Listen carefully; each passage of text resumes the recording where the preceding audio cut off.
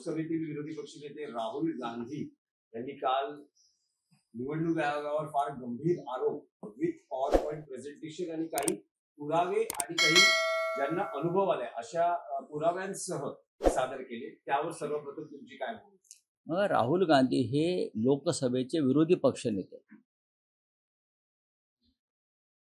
लोकसभेचे विरोधी पक्षनेता हे एक घटनात्मक संवैधानिक पद आहे। राहुल गांधी यांच्यामध्ये हिम्मत आहे जी आमच्या प्रधानमंत्र्यात नाही, की एकाच वेळेला शेकडो पत्रकारांसमोर आपली भूमिका मांडण्याची त्यांच्यामध्ये हिम्मत आहे। मोदींना काल 75 वर्ष झाली, पण अजूनपर्यंत गेल्या 11 वर्षात त्यांनी एकही पत्रकार परिषद घेतली नाही। पण जे राहुल गांधींवर टीका करतात त्यांनी हे लक्षात घेतलं पाहिजे, राहुल गांधी यांनी सातत्यानं पत्रकार परिषदा घेऊन आपली भूमिका मांडली आहे। गेल्या काही काळापासून ते निवडणूक आयोगातला भ्रष्टाचार, निवडणूक आयोगातले घोटाळे, मतचोरी ह्याच्यावर बोलतात। आणि काल त्यांची ही दुसरी पत्रकार परिषद होती, त्यात त्यांनी पुरावे दिले आहेत की कशा प्रकारे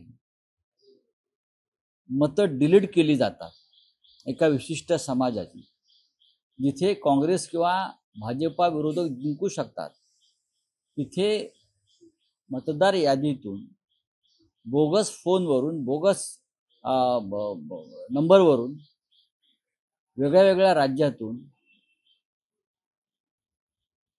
मतदार यादीतून शेकडो हजारो नावं डिलीट केली। महाराष्ट्रातला राजुरी मतदारसंघ असेल किंवा कर्नाटकातला आळंद मतदारसंघ असेल, त्यांनी पुरावेच दिले। आता ह्या पुराव्यावर खरं म्हणजे भारतीय जनता पक्षाची बोलती बंद व्हायला पाहिजे। पण भारतीय जनता पक्ष हा कोडगा पक्ष आहे, कारण त्यांचं संपूर्ण राजकारण हे अशा प्रकारचे घोटाळे, चोऱ्या माऱ्या ह्यांच्यावरच टिकून आहे। त्याच्यामुळे राहुल गांधी यांना अजून हायड्रोजन बॉम्ब जो टाकलेला नाही, तरी काल एक सहज पत्रकार परिषद घेतली। हायड्रोजन बॉम्ब जेव्हा टाकला जाईल तेव्हा वाराणसीसह देशामध्ये हादरे बसतील। निवडणूक आयोगाने हे सगळे आरोप फेटाळले। भाजप नेत्यांचं प्रत्युत्तर असं आहे की राहुल गांधींचे डोकं फिरले। एक लक्षात घ्या, निवडणूक आयोग म्हणजे भारतीय जनता पक्षाचे कार्यकर्ते आहेत।